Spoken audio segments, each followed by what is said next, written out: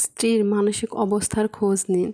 শুধু ঠিকভাবে ভরণ-পোষণ দিয়েই আপনি ভাবছেন আপনি স্ত্রীকে সকল সুখ দিচ্ছেন, আপনার স্ত্রী আপনার কাছে ভালো আছে, এর বাইরে কি কখনো খোঁজ নিয়ে দেখেছেন আপনার স্ত্রী মানসিকভাবে কেমন আছে?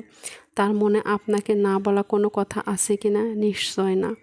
অফিসের কাজ সেরে বাসায় এসে এক প্রকার হুমড়ি তুমড়ি শুরু করেন। অনেক কাজ করে এসেছেন, ক্লান্ত, অথচ মেয়েটা সারাদিন আপনার সংসার সামলেছে, আপনার জন্য অপেক্ষা করেছে যে কখন আসবেন আর হাসিমুখে তার দিকে তাকিয়ে দুটো সুন্দর কথা বলবেন।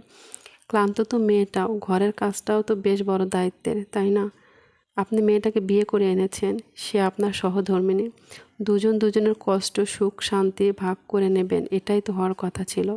দুজন দুজনকে অ্যাপ্রিসিয়েট করলে সম্পর্কটা কত মধুর হতো ভেবেছেন?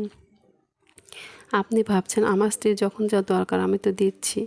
আচ্ছা, এটাই কি আপনার শেষ দায়িত্ব? কখনো কি নিজের স্ত্রীকে জিজ্ঞাসা করেছেন তুমি ভালো আছো তো? তোমার স্বপ্ন কী? তোমার পছন্দের রং কী?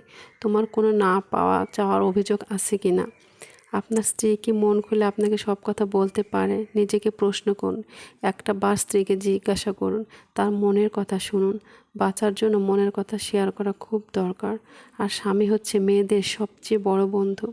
স্ত্রীকে বন্ধুত্বপূর্ণ সম্পর্ক দিন, বন্ধুর মতো আচরণ করুন, জমিয়ে স্ত্রীর সাথে আড্ডা দিন, গল্প করুন। স্ত্রীকে মূল্য দিন, তাকে স্ত্রী ভাবার আগে একজন মানুষ ভাবুন। তার আবেগ, তার ভাবনাকে মূল্য দিন। দেখবেন আপনার সংসারটা সুখের স্বর্গ হয়ে গেছে।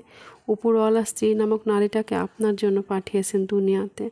সে আপনার জীবনের হালাল সঙ্গী, তার মাঝে আপনার সকল বরকত নিহিত।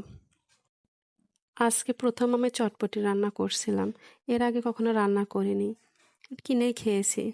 যেহেতু প্রথম রান্না করছি তাই মনে মনে একটু ভয়ও পাচ্ছিলাম কেমন হয় না হয়, কিন্তু না, অনেক ভালো হয়েছে, খেতে অনেক মজা হয়েছিল।